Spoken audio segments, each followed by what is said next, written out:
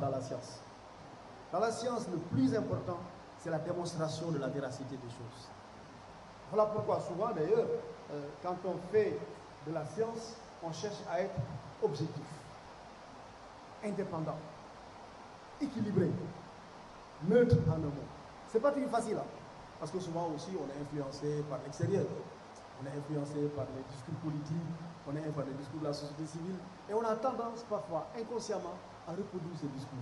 Alors que dans une thèse, ce n'est pas ce qu'on attend. Sur la corruption, ce qu'on attend, c'est pas de dire il n'y a pas de corruption dans le pays, ou de dire il y a trop de corruption. Non, on n'attend pas ça, tout le monde peut le dire. On n'attend pas ça. Ce qu'on attend, c'est une analyse des ressorts sociologiques de la corruption, des manifestations de la corruption, et éventuellement du traitement institutionnel, du traitement juridique, de la corruption, des défis que peut soulever cette question. Donc voilà, c'est pour ça que je dis il faut faire l'effort de ne pas parler comme monsieur tout le monde. Il faut faire l'effort d'échapper aux caricaturations subjectives. Parfois, c'est très facile, surtout quand on fait de la science politique. Évidemment, il y a des disciplines où c'est plus difficile.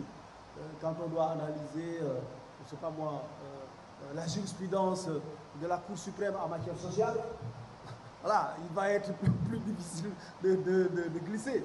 Quand on doit analyser l'état de la jurisprudence en matière arbitrale, ce qui concerne le contentieux extractif, mais bon, mais quand on fait de la science politique, c'est pour ça qu'il y a une tendance, tout le monde se croit politiste, tout le monde se croit politologue, parce que comme disait tout à l'heure le professeur Ali Badre Diop, dès que les gens donnent leur point de vue, après ils se croient politistes. Mais il y a une rigueur attendue du politiste.